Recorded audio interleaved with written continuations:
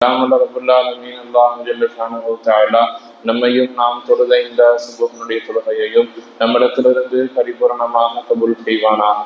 நாம் தொழுத இந்த சுபஹ் தொழுகையின் பரக்கத்தால் இன்றைய தினம் மீதம் இருக்கக்கூடிய 4 வேளை பரவான தொழுகைகளை இமாம் ஜமாத்தோடு உடல் ஆரோக்கியத்தோடு ஆபியத்தோடு மன நிம்மதியோடு நின்று தொழக்கூடிய பாக்கியத்தை எல்லாம் நம் அனைவருக்கும் தந்து நல்லவர்கள் புரிவானாக.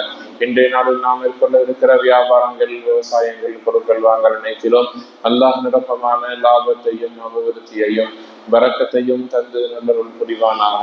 வானம் பூமிகளால் ஏற்பட இருக்கிற பேராபத்துகளை விட்டும் பராமசீபத்துகளை விட்டும் நம்மையும் நம்முடைய குடும்பத்தார்களையும் அல்லாஹின் ஷானஹு தஆலா பரிபூர்ணமாக பாதுகாத்து தந்திருவானாக.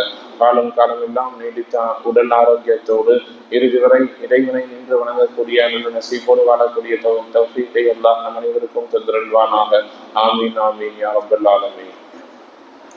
கண்ணியமிக்கல்லாஹ் நல்லடியார்களே, அல்லாஹ் ஷானஹு தஆலா மனித சமூகத்தை ஏற்றத்தாழ்வோடு படைத்திருக்கிறான். அதே நேரம் திருக்குர்ஆனின் ஒரு வசனத்தில் அல்லாஹ் பேசுகிற பொழுது, உங்களில் யார் வறியவர்களாக இருக்கிறார்களோ, பலகீனமானவர்களாக இருக்கிறார்களோ, நபியே அவர்களோடு நீங்கள் எல்லா நேரத்திலேயும் சேர்ந்திருங்கள் என்று நபி ஸல்லல்லாஹு அலைஹி வஸல்லம் அவர்களுக்கு அல்லாஹ் ஜல்ல ஷானஹு தஆலா உபதேசம் செய்து அதன் மூலம் இந்த சமுதாயத்திற்கும் ஒரு பாடத்தை சொல்லித் தருகிறார். இங்கே வாழக்கூடிய மக்கள் அனைவரும் வசதி வாய்ப்புள்ளவர்களும் அல்ல, அதே நேரத்தில் எல்லா மக்களும் ஏழ்மையானவர்களும் அல்ல. அதே நேரத்தில் பார்க்கிறோம், ஒரு சில மக்கள் அறிவாளிகளாக இருக்கிறார்கள், ஒரு சிலர்கள் பலகீனமானவர்களாக இருக்கிறார்கள். உடல் ரீதியாக, பொருள் ரீதியாக, அந்தஸ்து ரீதியாக மக்களுக்கு மத்தியில் ஏற்றத்தாழ்வு என்பது சமூகத்தின் எல்லா நிலையிலையும் இருந்து கொண்டிருக்கிறது. இந்த நேரத்தில் தான் மார்க்கம் சொல்லக்கூடிய செய்தியை கவனிக்கிறோம். ஏதாவது ஒரு இடத்தில் வறியவர்களுக்கு, பலகீனமானவர்களுக்கு ஒரு தேவை இருந்தால் அதை பலம் பொருந்தியவர்கள், அதிகாரம் மிக்கவர்கள், அதே நேரத்தில் செல்வாக்கு மிக்கவர்கள், பண வசதி படைத்தவர்கள், அறிவாற்றல் மிக்கவர்கள் உடனடியாக அவர்களை அரவணைத்துக் கொள்ள வேண்டும் என்று மார்க்கம் சொல்லித் தருகிறது. நபி ஸல்லல்லாஹு அலைஹி வஸல்லம் அவர்கள் ஈமானை எடுத்து சொன்ன ஆரம்ப காலகட்டத்தில் அவர்களை சுற்றி இருந்தவர்கள் அனைவரும் வறியவர்களாக, ஏழ்மையானவர்களாக இருந்தார்கள். உதாரணத்திற்கு பார்க்கிறோம், ஹஸ்ரத் பிலால் ரலியல்லாஹு தஆலா அன்ஹு ரசூலுல்லாஹோடு சேர்த்து எல்லா நேரமும் இருப்பார். அவர் ஒரு விடுதலை செய்யப்பட்ட அடிமை வம்சத்தை சேர்ந்தவர். அவர் ஒரு ஹபஷி, கருப்பினத்தவர், மக்களால் வெறுக்கப்படுபவர், மக்களால் ஒதுக்கப்படுபவர். ஆனால் ரசூலுல்லாஹ் அவர்களை அரவணைத்து வைத்திருந்தார்கள். அதே போல ரோம் நாட்டை சேர்ந்த சுஹைப் ரலியல்லாஹு தஆலா அவர்கள் ரசூலுல்லாஹோடு இருப்பார்கள். அதே போல சல்மான் பாரசி என்று சொல்லப்படக்கூடிய பாரசீகத்தை சேர்ந்த சல்மான் என்கிற சஹாபி நபி ஸல்லல்லாஹு அலைஹி வஸல்லம் அவர்களோடு இருப்பார்கள். கண் தெரியாத அப்துல்லா இப்னு உம்மி மக்தூம் என்று சொல்லப்படக்கூடிய சஹாபி ரசூலுல்லாஹோடு இருப்பார்கள்.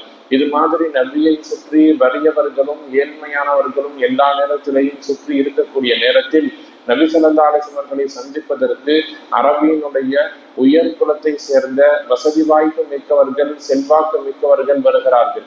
வந்து என்ன கேட்கிறாங்கன்னா, நாங்கள் உங்களை சந்திக்க வேண்டும், உங்களோடு பேச வேண்டும். ஆனால் உங்களை சுற்றி இருப்பவர்கள் அனைவரும் ஏழைகளாக, அடிமைகளாக, வசதி வாய்ப்பு இல்லாதவர்களாக, அந்தஸ்து இல்லாதவர்களாக இருக்கிறார்கள்.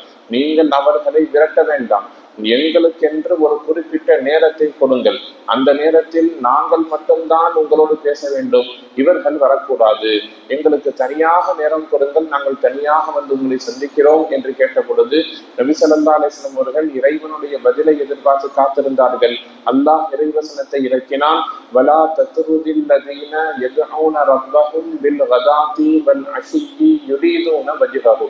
அல்லாஹ்வின் பொருத்தத்தை நாடி காலையிலும் மாலையிலும் உங்களை சூழ்ந்து அல்லாஹ்வை நினைத்து கொண்டு உங்களை சார்ந்திருக்கிறார்களே, அவர்களை நீங்கள் ஒருபோதும் புறம் தள்ளி விடாதீர்கள்.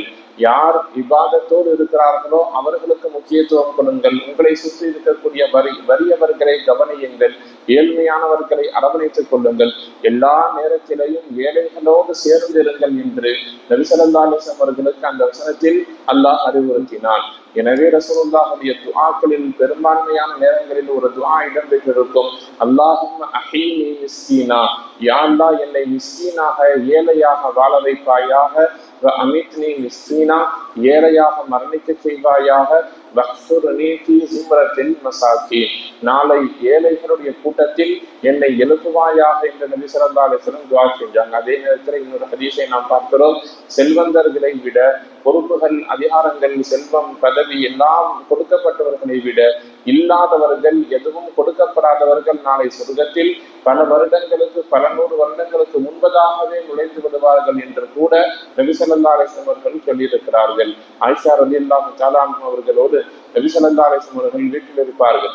ஒரு மனிதர்கள் வெளியே ஒரு சில யாசகர்கள் வந்து கேட்பார்கள், உணவுக்கு ஏதாவது இருக்கிறதா என்று. ரசூலுல்லாஹ்ட்ட ஆயிஷா ரலியல்லாஹு 2 பேரித்தம்பழம் இருக்கும். ஒரு பெண்மணி வந்து கேட்டுக்கொண்டிருப்பார். ஆயிஷா ரலியல்லாஹு என்ன செய்வாங்க, அந்த 2 பேரித்தம்பழத்தை கொண்டு போய் அந்த பெண்மணியிடத்தில் கொடுப்பார்கள். அந்த பெண்மணி வாங்கி தன்னுடைய குழந்தைகளுக்கு அவற்றை பிரித்து கொடுத்து கொண்டிருப்பார். இதை நபி ஸல்லல்லாஹு அலைஹி வஸல்லம் இடத்தில் சொன்ன பொழுது, இந்த 2 பேரித்தம்பழங்களை நீங்கள் சாதாரணமாக நினைத்துக் கொண்டாதீர்கள், நீங்கள் இந்த பேரித்தம்பழத்தை சதகா செய்தாவது நரகத்தை விட்டும் பாதுகாப்பு தேடிக்கொள்ளுங்கள்னு சொன்னார்.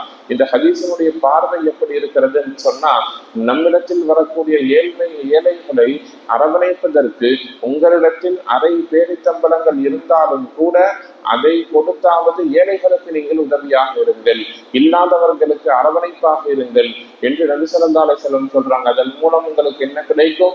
சொர்க்கம் கிடைக்கும், நரகத்தை விட்டு மிக முக்கியமாக பாதுகாப்பு கிடைக்கும்னு சொன்னார்.